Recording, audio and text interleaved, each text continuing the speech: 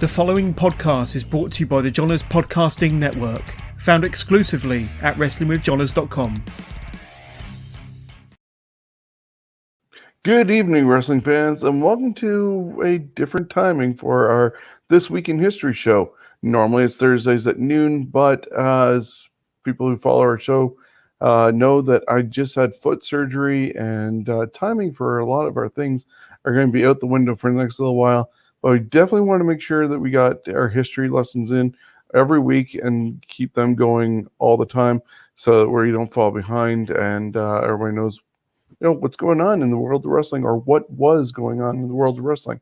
This week we are looking at the week of August 13th to the 19th. And I'm here in Windsor, Ontario, just relaxing in an easy boy at my in-laws' house as I have my foot up in a cast. But that still allows me to do podcasting. And I want to thank our sponsor, CoolBet, for sponsoring all our shows. I want to remind you to stay cool and bet responsibly. Plus, remind everybody to stop by our Pro Wrestling Tees store at prowrestlingtees.com/scumbagswrestling. And if you can buy any of the 4 t-shirts that are there, we're going to be taking down the Raw's Ward tribute t-shirt and replace it with another one soon. But also, you can always get the Ontario Independent comic book cover shirt, and all proceeds from that sale are going to Stephen's Wrestling Journey with Sick Kids Hospital doing Curing malformation research. So check out our shirts at prowrestlingtees.com/scumbagswrestling.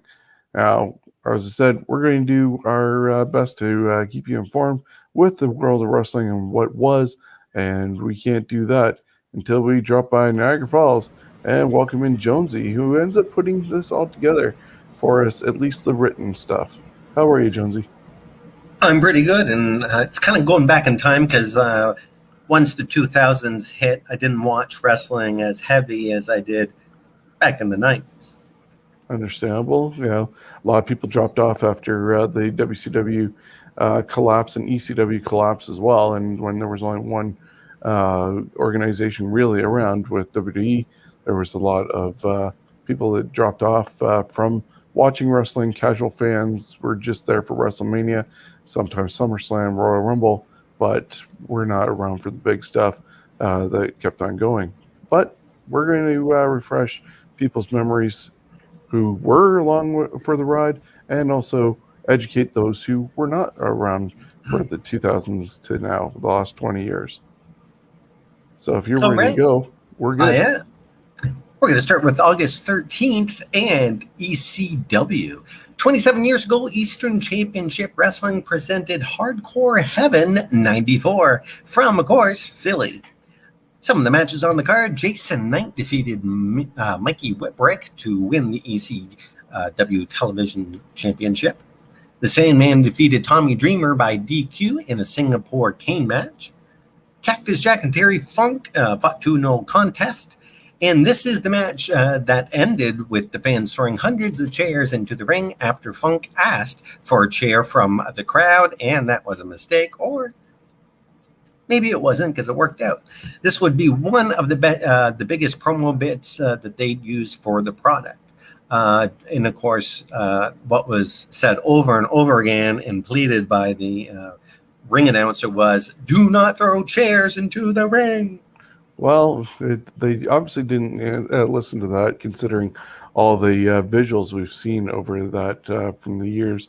But it definitely did create quite the visual to do for promoting the product, even in later years with the revivals that WWE did with the rise and fall of ECW, and then the one-night stands before making it a third product. Yeah. It just shows how good those wrestlers were in the ring when the chairs were being thrown at them, how Terry Funk reacted. His reaction is like, it's almost scripted. He couldn't have done a better thing just before he went down because he got hit with a chair, and it was just perfect. It was one of those things that worked out. Moving on, 21 years ago, WCW presented New Blood Rising from Vancouver, British Columbia in Canada. This show is remembered for being a giant stinker. Some of the matches, unfortunately, on the card. However, the first one was actually a good one. 3 count, Evan Courageous, Shannon Moore, and Shane Helmsley defeated the Young Dragons, Kaz Hayashi, Jamie-san, and Yun Yang in a ladder match for possession of 3 counts gold record and recording contract. Tank Abbott, who was on the outside in support of 3 count, would grab the record on behalf of 3 count. Buff Bagwell defeated Canyon in a Judy Bagwell on a forklift match. Lance Storm defeated Mike Awesome in a Canadian Rules match for the WCW United States Heavyweight Championship. And Jacques Rougeau was the special referee. Bret Hart made his final pay-per-view performance for WCW on this show. Appearance on that show. Vampiro and the Great Muta defeated Chronic, Brian Adams, and Brian Clark to win the WCW World Tag Team Championship. And the main event was Booker T defeating Jeff Jarrett to retain the WCW World Heavyweight belt. Yeah, I'd hate to know how many times that belt was tossed around. I think one month we did see it was like 5 times in a month that it went. I think that was maybe June or July. But for August already, Booker T probably already by that time 3-time WCW World Heavyweight Champion at that moment.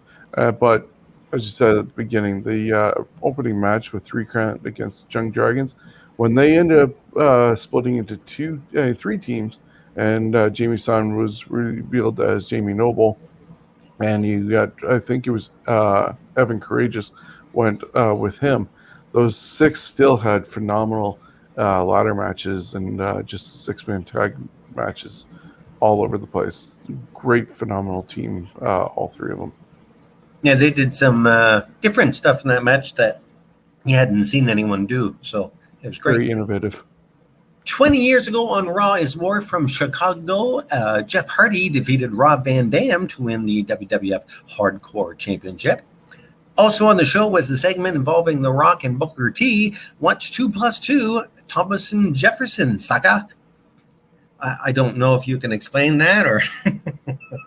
Yeah, he was basically just interrupting The Rock, how The Rock would interrupt other people, and he didn't care what 2 plus 2 was. Oh, okay. And Steve Austin's birth to what on the show to Hugh Morris. Austin says the what was inspired by a longtime voicemail that he left for Christian. What? Yep. What? 14 years ago, WWE taped the 35th edition of Saturday Night's Main Event from MSG in New York City. This would mark the first time Saturday Night's Main Event was held at MSG. Austin made a cameo appearance on the show. The show would air 5 days later. John Cena defeated Carlito by submission. Evander Holyfield and Matt Hardy went to a no contest in a boxing match. And CM Punk and the Boogeyman defeated John Morrison and Big Daddy V. I can't imagine that was a very good match. Yeah, and you wonder why Saturday Night's Main Event got somewhat canceled after seeing some of those matchups. Poor Boogeyman. 14 years ago, Brian Adams was found unconscious in his home in Tampa, Florida, by his wife. He was pronounced dead when paramedics arrived on the scene. He was just 43 years old. Brian Adams, a.k.a. Crush, was found dead in his home. Born and raised in Hawaii while enlisted in the Army, he would take an interest in wrestling while stationed in Japan. He would be trained by Antonio Inoki. He returned to the States and worked with Pacific Northwest Wrestling. He would soon join the WWF as the 3rd member of Demolition. Crush, of course, was his name. He became a WWF Tag Team Champion before ever wrestling a match in WWF because of the Freebird rule. He'd soon become Crush Shaka Bra. He was more of a Hawaiian Crush. Turned on Macho. Sorry, that's when he became the Mr. Fuji. Yes, he turned on Macho Man and became the evil Crush under the tutelage of Master Fuji. And he would then become a biker of DOA and then went to WCW. And well, that's where careers die. Yeah, there you go. You got them all right there. That's perfect. Almost all the looks, at least up until the DOA, and not Chronic and all that. But I really liked him as Crush for Demolition when he got brought in as third man. Didn't overly like the change when he went all neon and was crushing things in the garbage dump and stuff like that. And he even battled his former tag team partner Smash when he was Repo Man together. Liked him as a traitor. Then he left for a while after getting arrested for the possession of weapons, and that's when he came back with this forehead tattoo, which clearly was not a real tattoo, and the chain in the nose. It was part of the Nation of Domination before the Nation split into three, and they had the Boricuas, the Nation, and then you see the leader of the Disciples of Apocalypse. Just surprising that he was only 43 years old when he passed away. Yeah. I actually liked Kona Crush. And he probably had the best backbreaker in the business. Oh, yeah, for sure. Okay. 10 years ago, Lance McNaught, a.k.a. Lance Cade or Garrison Cade, died in San Antonio, Texas. He was just 29 years old. He was trained by Shawn Michaels, teamed with Bryan Danielson, and worked for Japanese promotion Frontier Martial Arts Wrestling for 3 months. He signed with the WWF in 2001. He would go to the Heartland Wrestling Association, having 2 runs as HWA Heavyweight Champion. He would move to Ohio Valley Wrestling in 2003 and teamed with Rene Dupree and Mark Jindrak. Cade would be called up himself that year and teamed with Jindrak until just after WrestleMania 20. After a stint in OVW following an injury, Cade returned as Lance Cade with new tag partner Trevor Murdoch in 2005, winning the tag titles. In 2008, he was a protege for Chris Jericho in his feud with Shawn Michaels.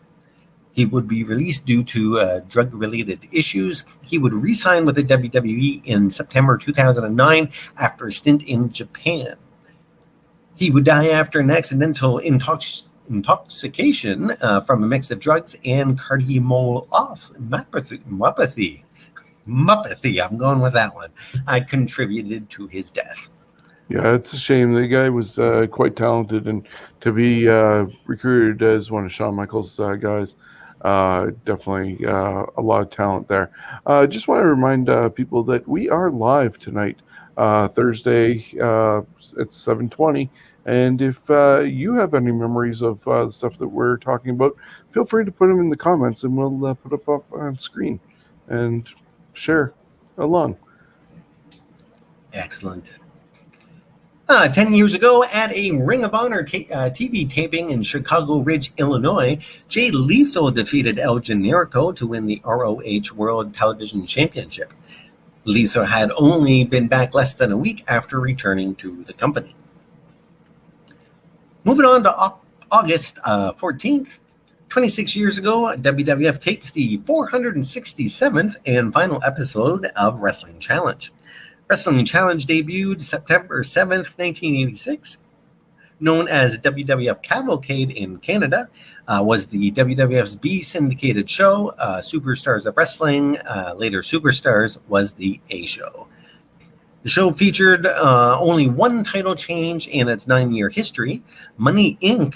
Defeated the Natural Disasters for the WWF Tag Team Championship on November 1st, 1992, which was taped on October 13th. Yeah, I always enjoyed Wrestling Challenge. It would be 11 o'clock for Superstars and then 1 o'clock on CHCH for Cavalcade or Challenge, whichever they ended up naming it that week. Because sometimes they didn't change the name in time and it was still Wrestling Challenge. But yeah, you had Bobby Heenan and Gorilla Monsoon as the commentators. Later on, Jim Ross was on the commentating team for that. Really underrated show, but at the same time, TV tapings took 5 hours to do because they did about a month in advance. And it's funny that going through the history over the last year, most of those matches were no longer than 3.5 minutes. Yeah, They were very short matches. all due to the entries, though. Yeah. People waited, and then they'd be guaranteed probably a Hulk Hogan match, but you had to get through 5 hours of the TV taping just to get to a 3-minute Hogan match and to send them home. Those were the days. Those were the days, my friends. 22 years ago in Toledo, Ohio, Balls Mahoney and Spike Dudley defeated the Dudley Boys, Bubba Ray and Devon, to win the ECW World Tag Team Championship. 22 years ago, WCW presented Road Wild from Sturgis, South Dakota. 5,500 were in attendance. This would be the last Road Wild, as it would be replaced by New Blood Rising. Harlem Heat Booker T and Stevie Ray defeated Kanyon and Bam Bam Bigelow to win the WCW World Tag Team Championship. Randy Savage defeated Dennis Rodman, and Hulk Hogan defeated Kevin Nash in a retirement match to retain the WCW World Heavyweight Championship. But of course, Nash would return only 2 months later. I always forget that Hogan went back to the red and yellow back then. For some reason, thought that he stayed black and then disappeared after the whole Jeff Jarrett and Vince Russo debacle, and then only returned to the red and yellow after WrestleMania 18 when the fans turned him at the Sky Dome, and he returned to the red and yellow in Montreal the following night. But lo and behold, he was wearing the red and yellow back in, like, what is this, 99, 2000? Before WCW collapsed. This is 99. Yeah, so he did go back before the debacle happened with Jarrett and Russo. I like how that knee brace is framing the knee pads. I think he should have one on both. That's a good look. Moving on, 21 years ago on WCW Nitro in Kelowna, BC, the Filthy Animals, Rey Mysterio Jr. and Juventud Guerrera, defeated the Dark Carnival, Vampiro, and the Great Muta to win the WCW World Tag Team Championship. I don't even remember that. The Dark Carnival. Also, that night, Lance Storm gave away shit. That's right. He could keep his WCW United States Championship belt, but he would give away the Cruiserweight title, which he renamed the 100 kilogram and under championship. And he gave it to Alex Skipper, and the Hardcore Championship, which he renamed the Saskatchewan Hardcore International title, which was shit. And he gave that to Carl Ouellette. Ouellette would lose it to Screamin' Norman Smiley that night. And they just didn't give a shit about any of their titles anymore. Well, they gave Lance all those belts, and he was a belt collector, which was kind of cool.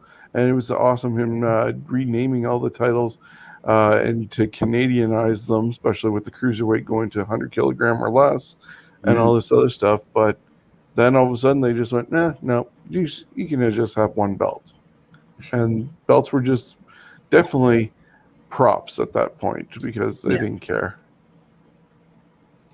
15 years ago on Raw from Charlottesville, Virginia, Lita defeated Mickie James to win the WWE Women's Championship. 10 years ago on Raw from Charlottesville, Virginia, I just read that one. 10 years ago in Tokyo, Japan, Shinsuke Nakamura defeated Tetsuya Naito in the final match to win the 2011 G1 Climax Tournament. 10 years ago, WWE presented SummerSlam from the Staples Center in Los Angeles, California. Randy Orton defeated Christian in a no-holds-barred match to win the World Heavyweight Championship. CM Punk defeated John Cena in a title-for-title match to win the undisputed WWE Championship. Triple H was the special referee. But wait! Alberto Del Rio would cash in the Money in the Bank briefcase and win the undisputed WWE Championship. No! I still think that was a big mistake anyways. The Summer Punk should have been held off. I think I'd mentioned it at, when we talked about the night he won the official title from John Cena at Money in the Bank, and he blew Vince McMahon a kiss goodbye. He should have been off longer. They could have done something like what AEW's doing right now with the Forbidden Door, and him show up at indie shows just holding the title and doing something. Because right after that show, he showed the belt in his fridge, just as a hey, look what I got type deal. But if they'd held it off longer, instead of all of a sudden the next month he's back in a new contract and going against Cena, who was given a artificial belt, it just watered it down too early. Yeah, sometimes they're just not patient enough. It's a happy 40th birthday to Kofi Nahij Sakarduri Messiah, except for maybe the second name. I don't think I screwed that up. AKA Kofi Kingston. And I'm sorry, Kofi, that I got your name so wrong. It's a happy 59th birthday to one half of the WCW short-lived tag team Thunder and Lightning in 93, Jeff Farmer. He was also Cobra in 95, and in 96 he'd get the role of a lifetime as the fake Sting. I love fake Sting. Oh yeah, hey, I'd be happy with playing fake Sting. Today would be the 60th birthday of Thomas Edward Gilbert Jr., a.k.a. Hot Stuff Eddie Gilbert. And it's a happy 72nd birthday today to Robert Lee Backlund, a.k.a. Crazy Bob Backlund. Opie. Oh, yes, Crazy Opie. So he must admit his rage was really good as a heel when he finally snapped on Bret Hart. Now, Yes. The whole presidential run and stuff like that was kind of hokey, but his just going nuts and not respecting the new generation and taking out them feeling disrespected, I enjoyed. I didn't like how he walked around. It was a weird stance he had, but he was a great villain at the time. Going to August 15th now. 27 years ago at a Monday Night Raw in Lowell, Massachusetts, The Undertaker defeated Kwang in a match that would be shown on September edition of SummerSlam. This was a surprise to the live audience as the real Undertaker returned before his storyline return at that year's SummerSlam versus the fake Taker. And he was already wearing the purple. Yeah, isn't that funny? Of course, Kwang would become Savio Vega and have a much better run than as he did with Kwang. Those fans probably were like, "Well, wow, why is he wearing new? And why is he here?"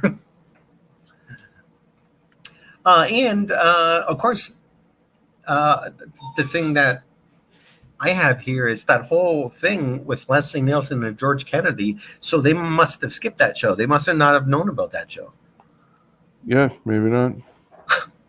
26 they were years on the ago, hunt for Undertaker. Yes, they were. 26 years ago, Kenji Muta defeated Shinya Hashimoto to win the New Japan Pro Wrestling G1 Climax Tournament. This was Muta's only G1 tournament crown, which is hard to believe. 17 years ago in Tokyo, Japan, Hiroshi Tenzan defeated Hiroshi Tenhashi by submission to win the NJPW G1 Climax Tournament for that year. 17 years ago, WWE presented SummerSlam from Air Canada Centre in Toronto. Kane defeated Matt Hardy in a Death Do Us Part match. As a result of the win, Kane won the right to marry Lita. Woohoo! John Cena defeated Booker T in the first match of the Best of 5 series for the WWE United States Championship. Cena would go to win the Series 3-2 and the United States Championship. JBL defeated The Undertaker via DQ to retain the WWE Championship. Earlier in the match, a twat of a fan made his way onto the JBL limo that was parked in the middle of the aisle. The fan would have his foot go through the roof, giving away a spot later in the match with The Undertaker driving JBL through the limo roof. And the main event saw Randy Orton defeat Chris Benoit to win the World Heavyweight Championship. At that time, he became the youngest World Heavyweight Champion in history. I think he still is the youngest. I was at this event, and it was part of 3 days and 3 nights, 3 cities that my friend and I, Ed Simon, did. Yes, you guys hit all 3 of them. I hit the first 2, but I skipped the Hamilton show because, well, I heard Hamilton's mouth. It wasn't the greatest. It was a little bit grimy there. But, yeah, we were in attendance along with yourself. For this, you saw that idiot go over the top of the limo and the foot almost go through, and you could see then the slit, and it was like, oh, dude, you just ruined it was like a magician, and you go, oh, they just gave away his spot. Yeah, and so you knew it was going to come when that happened with Taker and JBL. But then Orton, I believe he still is the youngest world champion to this date. And then we saw the aftermath, which we'll talk about later on for the next date on our journey. But what also stood out for me is I bought the event T-shirt for this, and it was $30 at the event stand. The next day in London, it was $20. And by the time I made it to Hamilton on the Tuesday, it was down to $10. Totally kicking myself for buying the shirt the day of, not realizing, one, that it would still be around the next 2 days and be deep discounted as it was. Yeah, that would kind of suck. Oh, yeah. 11 years ago, WWE presented SummerSlam 2010. Daniel Bryan would make his return after being fired earlier in the summer for choking ring announcer Justin Roberts with his own tie on live TV. Melina defeated Alicia Fox to win the WWE Divas Championship. Kane defeated Rey Mysterio to retain the World Heavyweight Championship.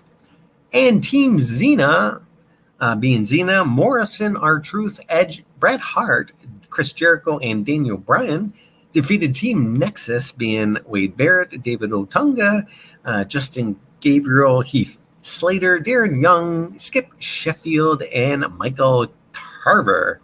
7-6 in an elimination tag team match. Yeah, that was just horrible. The match itself was decent until you got to the ending, and I heard that both Edge and Jericho tried to convince everybody that the Nexus need to go over, and they did need to go over if they were going to live to do anything else. And unfortunately, Cena, for whatever reason, thought he needs to go over, and he was the sole survivor of that whole match. And that basically spelled the ending of the Nexus. They just pittered out, they split up, they became the core. It was just a horrible scene afterwards. And if they just listened to Edge and Jericho. Yeah, those are the type of matches that the big star can lose. Yeah, they could have protected him. Like, look at how even at Survivor Series 90 with The Undertaker's debut, they did not get him to lose. He brawled with Dusty Rhodes to get counted out. Yep. There was no shine taken off him. They could have done the same thing if they wanted to with Cena, and somebody else could have taken the final fall. And because everybody else was willing to lose on Team Cena, so they could have done that, and the Nexus could have stood tall. Now, they're just a footnote in history. Yipper. 9 years ago, at an Impact taping, Miss Tessmacher defeated Madison Rayne to win the TNA Knockouts Championship. 8 years ago, TNA presented Hardcore Justice on a special episode of Impact Wrestling. From Norfolk, Virginia, Kazarian defeated Jeff Hardy, AJ Styles, and Austin Aries in a Bound for Glory's series ladder match. And Bully Ray defeated Chris Sabin to win the TNA World Heavyweight Championship. And the next week's tapings for Impact took place also that night. Devon would be fired after the main event. Mafia, AJ Styles, Magnus, Rampage Jackson, Samoa Joe, and Sting defeated Aces and Eights, which consisted of Devon, Garrett Bischoff, Nux, Mr. Anderson, and Wes Briscoe. Pre-match stipulations, Devon was given the boot. August 16th, 61 years ago, Vern Gagne awards himself the AWA World Heavyweight Championship after Pat O'Connor wasn't allowed to defend his AWA Championship as he was the recognized NWA champ. Gotta love when bookers and owners of companies award themselves the belt. Yeah. 35 years ago in Philly, the Rock and Roll Express, Ricky Morton and Robert Gibson defeated the Midnight Express 2-1 in a best-of-3 falls match to win the NWA World Tag Team Championship. 31 years ago, Pat O'Connor dies of cancer in St. Louis, Missouri. Just 6 days shy of his 66th birthday, O'Connor was a former NWA World Champion. 29 years ago in Japan, the Great Muta defeated Riki Kushu to win the IWGP Heavyweight Championship. Nice looking belt. 28 years ago in Poughkeepsie, New York, WWF presented the SummerSlam Spectacular, the show which would fill in for an hour of air in a condensed form. Boy, I didn't say that well, did I? The show which would fill in for an episode, it had the debut of Lex Luger, I'll Be Your Hero, a music video. And if you haven't seen that or heard that song, Google it now. It's on, I believe, the 3-disc set that they put out, if you had the CDs at the time. I'm not sure if it's on Spotify, but it definitely was at the end of SummerSlam as he won by a count-out victory and had balloons and streamers. Yeah. The Steiner brothers, Rick and Scott Steiner, defeated Money Inc. In a steel cage match to retain the tag belts. This was the last ever tag team match for Money Inc. 20 years ago, the first live episode of SmackDown took place. The show debuted a new theme, The Beautiful People by Marilyn Manson, and a new set, a large fist breaking through the glass. Well, as we discussed also last week, Rhino had taken out Jericho to destroy the other set. And this fist apparently is 3 pieces. They showed it one time on a Warehouse episode, I think on WWE Network. And somebody went through the warehouse and finding different things. They have stocks of caskets that have been used over the years, but the fist is in 3 pieces. Mm-hmm. And it's because of WWE that I know the difference between a casket and a coffin. Very true. The fist, yes, it is quite large. I believe it takes up a whole truck, they said. And when it was in London there, we were on our seats were up on the 3rd deck. So when we went to the bathroom, you could actually see it right behind the bathrooms. And it was kind of cool seeing it from kind of eye level. Very nice. 20 years ago. Oh no, we already did that one. 17. I don't know if I said the Booker T and The Rock went to a no contest and a lights out match, but there you go. Right. 17 years ago on Raw from London, Ontario, Canada, Randy Orton defeated Chris Benoit in a rematch for the World Heavyweight Championship. After the match, Randy Orton would get the thumbs down from Triple H as Batista would drop Orton on his back and Evolution would be given him a beatdown. Yeah, you can see this seeds being sown throughout the whole thing. The jealousy of Randy Orton having the title, not Triple H. Triple H was the leader of Evolution, but to see that actually happen live, because we were actually a couple rows off the floor, right looking at the hard camera for this, it was just like, wow. It was an awesome moment. Yeah, and it's one of those things where it's good to see a show in London, because for some reason, London over the years has had a few things happen there that has gone down in the annals of wrestling history. Very true. 12 years ago, TNA presented Hardcore Justice from the Impact Zone. All matches were contested under hardcore rules. Cody Deaner and ODB defeated the Beautiful People, Angelina Love and Velvet Sky. As a result of Deaner getting the pinfall, he wins the TNA Knockouts Championship. And I see Deaner actually has a brand new haircut. He is pretty damn bald now.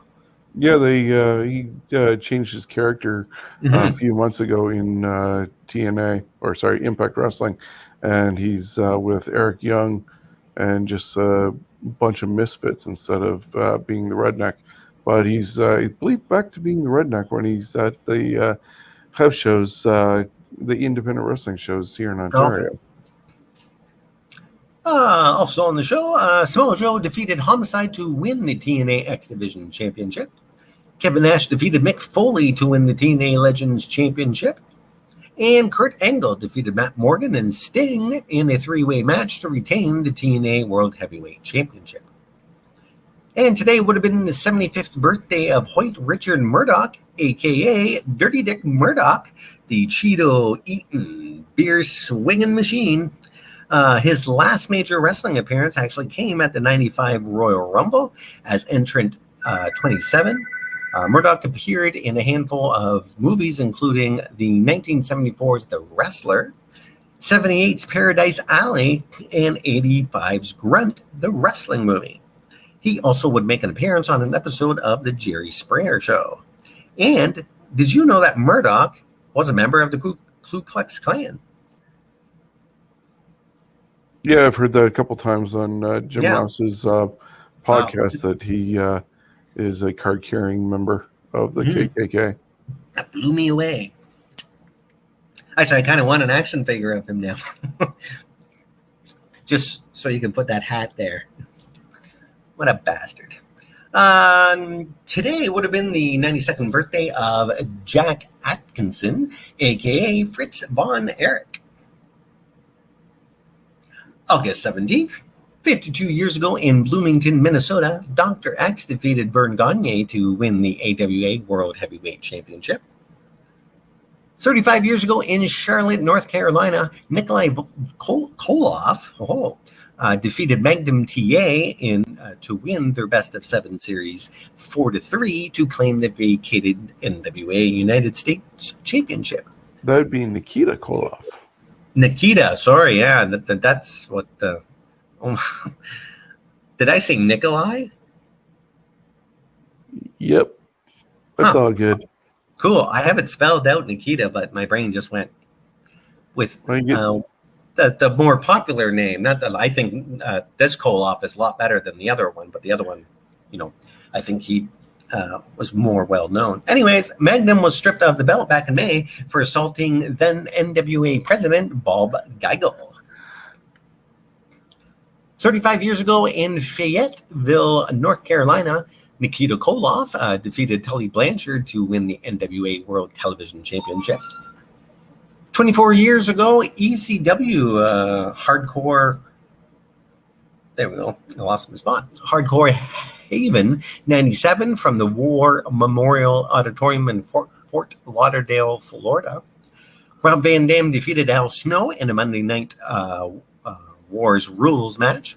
Tommy Dreamer defeated Jerry Lawler. Jake the Snake would make his only ECW appearance during the match. And Shane Douglas defeated Sabu and Terry Funk in a 3-way dance to win the ECW World Heavyweight Championship. I was getting blown up there. I wasn't taking enough breaths. It's okay. Yeah. 8 years ago, WWE presented SummerSlam from the Conseco Fieldhouse in Indianapolis, Indiana. This would be the first pay-per-view of the PG era. However, the PGA era had a man-on-woman violence moment when Chris Jericho struck Shawn Michaels' wife, Rebecca, during a promo segment. Oops. Yeah, whoops. Santino Marella and Beth Phoenix defeated Kofi Kingston and Mickie James in a mixed tag team match to win the WWE IC and Women's Championship. Batista defeated John Cena. Cena would suffer a herniated disc in his neck. He'd require surgery and would be back by Survivor Series. And The Undertaker defeated Edge in a Hell in a Cell match. When Hell in a Cell could be done at any time compared to, oh, it's October. Yeah. Or in this case, it was June, I believe, this year. 11 years ago, Ted Lipscomb, a.k.a. Nightmare Ted Allen, passed away. He was 54. He was born November 17th, 1955 in Cartersville, Georgia. He was a four-sport athlete, edited his high school's newspaper, and even did play-by-play for some of their games. At age 14, he was the ring announcer for the weekly matches at the Sports Palace in Cartersville. He teamed up with Danny Davis as the Masked Nightmares with Davis. He would spend plenty of time in a mask as Mr. Wrestling, a Black Tiger, and even a Power Ranger for Smoky Mountain Wrestling. He'd end up training Scotty Riggs, Bull Buchanan, and referee Randy Pee Wee Anderson. And just to remind you, Danny Davis that he teamed up with was not Dangerous Danny Davis.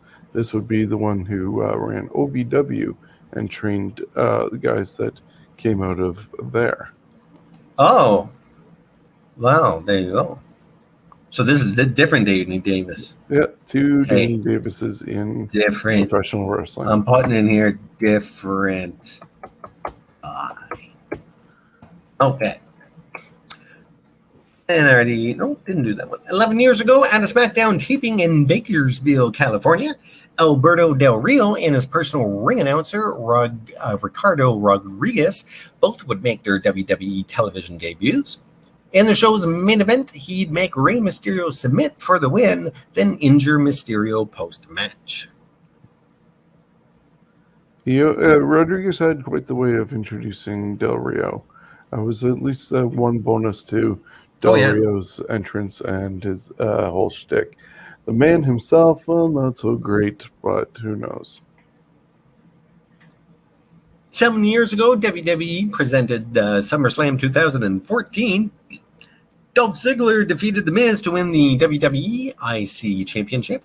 Paige defeated AJ Lee to win the WWE Divas Championship.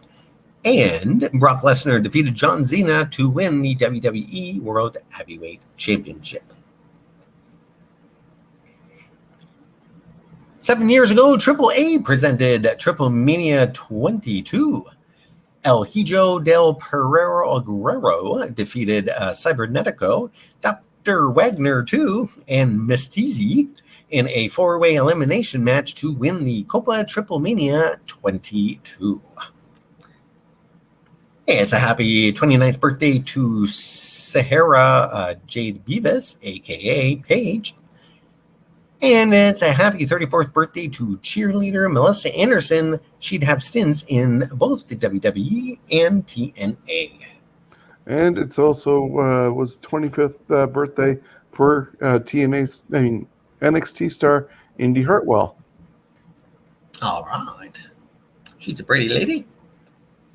August 18th, 59 years ago in Newark, New Jersey, Bobo Brazil defeated Buddy Rogers to win the NWA World Heavyweight Championship. I almost said Buck Rogers. 28 years ago, Clash of the Champions 24 saw Fred Ottman do a faceplant, and the rest is history. Poor Tuggers. This has been talked about so many times, and one thing that does get missed is it was because when they did the test for it, they repaired it, but they actually put a piece of wood across where he previously went. So what people don't say, this was not Fred's fault. This was the dumbass that fixed the wall. Exactly. And it was right at knee level, so he didn't see it, and he knocked into it and tumbled, and you hear Sid say a couple things. And I love listening to that in the background. It's hilarious. 25 years ago, at a pre-warm-up match at SummerSlam, Yokozuna lost his match to Steve Austin due to the ropes breaking when Yoko tried to do a bonsai drop. Great spot. Yeah, I don't know if it was just to show how That's a big fast video clip. how big he had become, and they were maybe embarrassing him, or just something different to show with how big he is that anything could happen. Yep. But so surprising that Steve Austin was on the Sunday Night Heat show instead of on the main card. And that was, I believe, 96. And he'd just become the king of the ring. Well, if I remember when he they interviewed him after this, and he basically said, "Why the hell am I on this show when I'm going against this overweight, blah, blah, blah, blah." Yeah. 24 years ago on Raw is War from Atlanta City, New Jersey. The Undertaker and Mankind defeated Shawn Michaels and Hunter Hearst Helmsley by DQ. Post-match, The Undertaker was busted open when Michaels nailed Undertaker with a vicious chair shot. The reluctant alliance of Michaels and Helmsley, along with bodyguards Rick Rude and Chyna, would soon become the first version of the Generation X. 24 years ago, Robert Jeep Swenson dies of heart failure. He was just 40 years old. He'd be most remembered as the Ultimate Solution and as Bane in the movie Batman and Robin. He's a big guy. Very massive.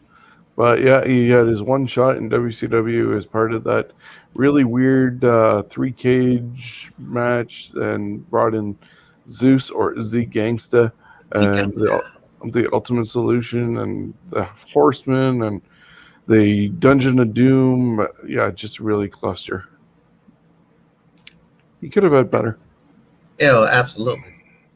23 years ago in Baltimore, Maryland, independent wrestler Brian Hauser was shot and killed during an altercation with police. He was just 23 years old. 16 years ago, Christopher Bowman Jr., best known to wrestling fans as Chris Cash, he was killed in a motorcycle accident in Glassboro, New Jersey. He was just 23. 8 years ago, WWE presented SummerSlam 2013. Bray Wyatt defeated Kane in a Ring of Fire match, and Daniel Bryan defeated John Cena to win the WWE Championship. Triple H was the special referee. He pedigreed Bryan, leading to Randy Orton cashing in his Money in the Bank briefcase, and new champion, Mr. Randy Orton. And finishing it all up, August 19th, 46 years ago, Christos Thefilio, a.k.a. the Golden Greek, Jim Londos, dies of a heart attack in Escondido, California. He was 78. 32 years ago in Tokyo, Japan, Riki Kushu defeated Big Van Vader to win the IWGP Heavyweight Championship. Whoa, that's one mean-looking dude. Yeah, found some. He's kind of weathered, man. Yeah, wow. Found some drawings of the Japan guys to be able to put up on this one. Yeah, that's nice. 22 years ago, at a Thunder taping in Lubbock, Texas, Lenny Lane defeated Rey Mysterio Jr. to win the WCW Cruiserweight Championship. 20 years ago, WWE presented SummerSlam 2002. Edge would go on to defeat Lance Storm to win the WWF Intercontinental Championship. X-Pac defeated Tajiri to unify the WWF light heavyweight and WCW Cruiserweight Championships. RVD defeated Jeff Hardy in a ladder match to win the WWF Hardcore Championship. The Undertaker and Kane defeated Diamond Dallas Page and Kanyon in a steel cage match to unify the WWF and WCW Tag Team Championships. And The Rock defeated Booker T to win the WCW Championship. There we go. 19 years ago today on Raw from Norfolk, Virginia, Bradshaw defeated Tommy Dreamer to win the WWE Hardcore Championship. but he loses it moments later to Crash Holly, then who loses it back to Dreamer. 9 years ago, WWE presented SummerSlam 2012 in a pre-match show. Antonio Cesaro defeated Santino Marella to win the WWE United States Championship. The Miz defeated Rey Mysterio to retain the WWE IC belt. Sheamus defeated Alberto Del Rio to retain the World Heavyweight Championship. CM Punk defeated Big Show and John Cena in a triple threat match to retain the WWE Championship. And Brock Lesnar defeated Triple H via submission. And ending it all 8 years ago on... Oh, sorry, I got two more things. 8 years ago on Raw from Anaheim, California. Someone would suffer broken fingers after a dive on Alberto Del Rio. I missed the guy's name somehow. I must have erased it. So I don't know who. Oh, Sin Cara must have. There you go. This was the last televised match in the WWE as he'd returned to Mexico and would be released 2 weeks before WrestleMania 30. This would be the original Sin Cara. The original, yes. And it was not very missed. No. And it's a happy 55th birthday to Lillian Annette Garcia. And that is it for this week in wrestling history. It is compiled from the vast land of Google, Wikipedia, cageseats.com, and most importantly, from fans and journalists that had front row seats to history and bothered to write it down. And of course, a big thank you to our sponsor, CoolBet, coolbet.com, and sportsbook betting and casino games. Stay cool and bet responsibly. Yeah, as always, we want to thank CoolBet for being a part of our show, and thank you for putting it together, Jonesy. I know there's another episode ready to do very shortly, so we'll do that for next week, which will return to its Thursday time slot, I believe, at 12 o'clock. This weekend is going to be a busy weekend, so there's a lot of rumors of what's going on with Rampage, and it's the final SmackDown before SummerSlam tomorrow. So I think I'm going to push the podcast to Saturday. There's also going to be a preview of the SummerSlam and NXT shows that are coming up on Saturday and Sunday on pay-per-view for the Scumbags Predictions League. This is a separate standalone one where somebody who gets the most points for both shows will win a prize. But we're also ending session number 1 of our competition for the title. And so there will be 2 winners advancing to the finals coming up after this weekend as well. So that will happen.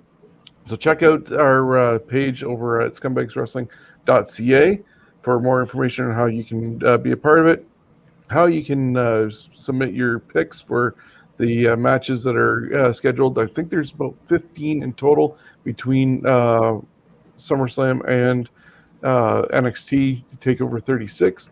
So those need to be in before 6 o'clock on Saturday and 6 o'clock on Sunday for both those shows. And then Monday I'll have it all compiled up to award or at least acknowledge who won the most points for the session and also for the weekend. So that's with the Scumbags Prediction League. Check that out. There's going to be a show giving a preview of the 15 matches that are up on this weekend, and we'll give picks of who I'm going for and see if you agree or disagree, and we'll have fun comparing notes throughout the show. So that is this week's stuff going on. We're hoping, since I am convalescing on a lazy boy for the next little while, that I'm going to be able to do a couple of fantasy warfares and get those back and going. Just Jonesy, Stevens, and my schedule has just been really crazy with reopenings of COVID and stuff. But we thank you for joining us. Be a part of the show. If you want to be a guest spot, let me know. scumbagswrestling@gmail.com or on our Facebook page. So that's what I got to plug. And Jonesy, you got anything else you want to plug before we get over here? Nothing I can mention on air, no. Okay. There is one other thing. Next weekend here in London, Ontario. Well, I'm in Windsor. In London, Ontario, there's Hot Sauce Expo. There's summer party at Budweiser Gardens. Check out hotsauceexpo.com. 35 vendors of hot sauces, chicken wings, beer tents, entertainment. Jake and all them are getting back out there as much as they can with COVID provisions being adhered to. But London had Ribfest at the beginning of August. We got Hot Sauce Expo at the end of August. Get out there, support local events. And London, Ontario is a short drive from anywhere in Ontario, basically. 2 to 3 hours, depending on how fast you drive. So go out and support Hot Sauce Expo. And I think that is going to wrap us up. And we'll catch you later on, Jonesy. Have a good night. Doodles.